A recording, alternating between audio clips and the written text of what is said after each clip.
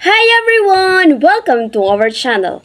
By the way, I am Shalimi Soludaga, and for this video, we will be talking about undefined terms, collinear and coplanar, and postulate and theorem.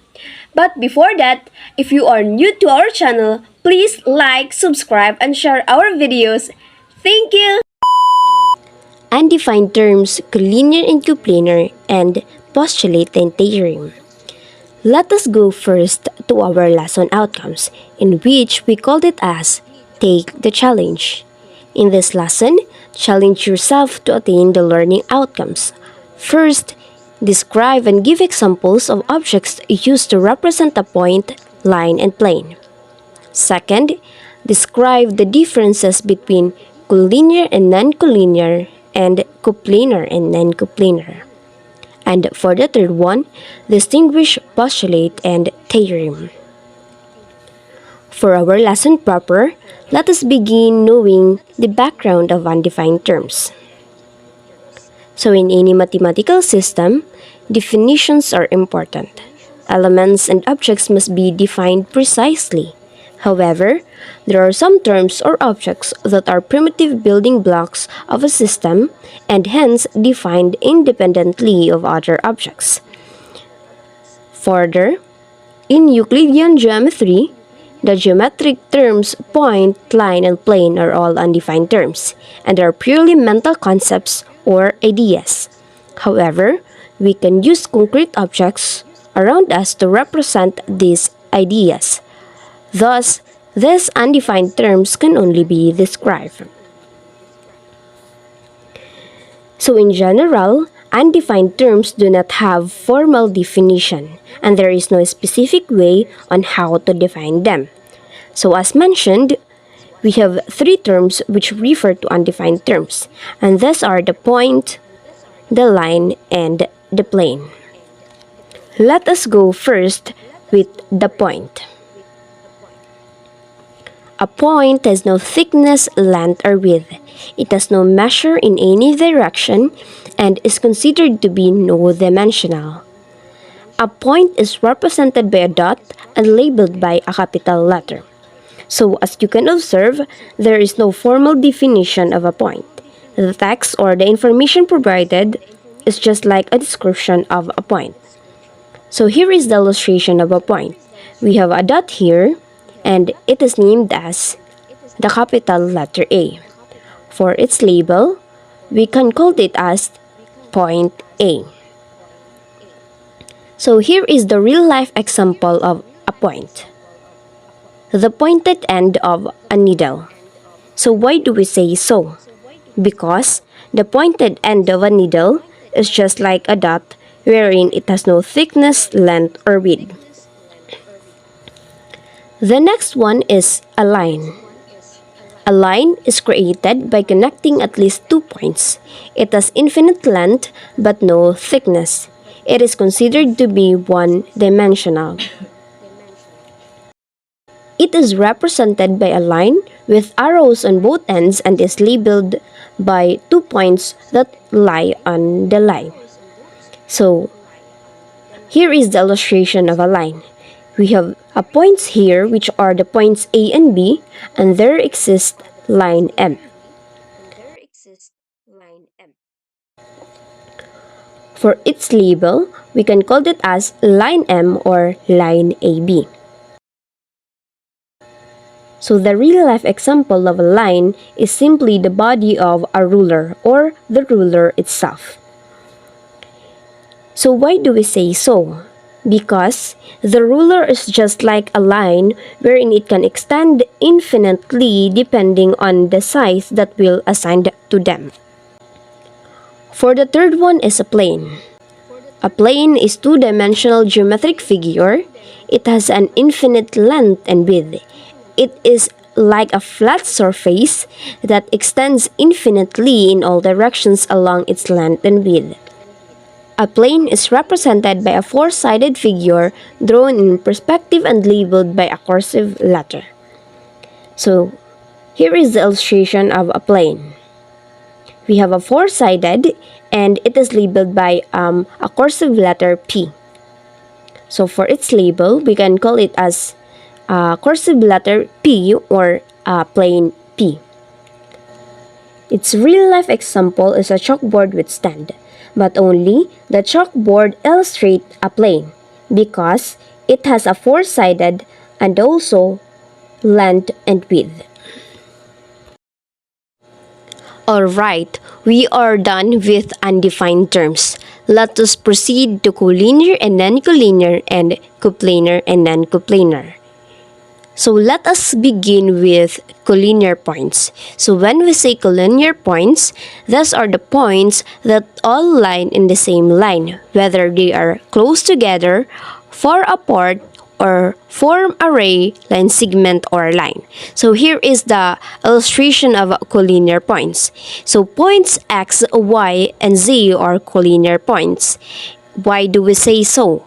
Because points x, y, and z lie in the same line. On the other hand, when we say non-collinear points, these are the points that do not lie on the same line. So here is the illustration of non-collinear points. Points A, B, and C are non-collinear points. So why do we say so? Because points A, B, and C do not lie on the same line. Only the points A and C, but the B did not. The next one is coplanar points. So when we say coplanar points, it is the three or more points which all lie on the same plane. So here is the illustration of coplanar points. Points Q, R, and S are coplanar points. So why do we say so? Because points Q, R, and S are lie on the same plane, meaning they are placed inside on that plane. On the other hand, we have non-coplanar points. So when we say non-coplanar points, it is the points or it refers to the points that are not on the same plane. So here is the illustration of non-coplanar points. Points A, B, and C are non-coplanar points. So why do we say so? Because points A, B, and C are not on the same plane. Only the points A and B, but not point C. The next one is postulate and theorem. So, when we say postulate, it is a statement that is accepted as true even without proof. Again, when we say postulate, it is a statement that is accepted as true even without proof. So, we have 6 postulate. Postulate 1 says a line contains at least 2 points. So here is the illustration of postulate 1. We have 2 points here, which are the points S and M. So there exists one line.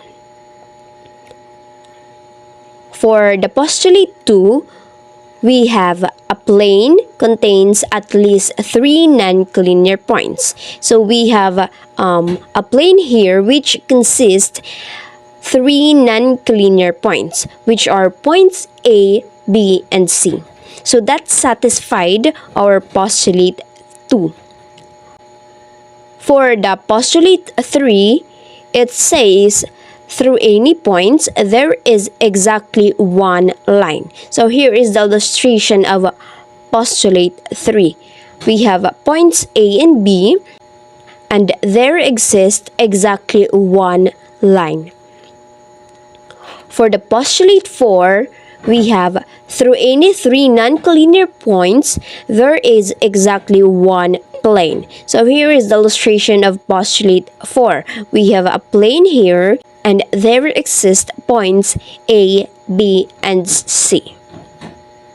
Then postulate 5 says if two points lie in a plane, then the line joining them lies in that plane. So here's the illustration of postulate 5. We have a plane here, and that plane contains points A and B, and there exists a line, which satisfied our postulate 5.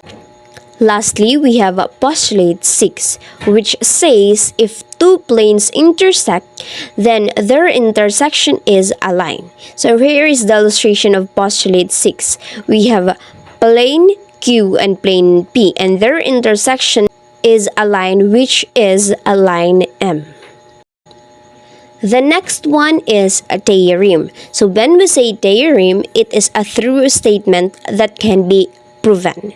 Again, I will repeat, when we say postulate, it is a statement that is accepted even without proof. And when we say theorem, it is a true statement that can be proven.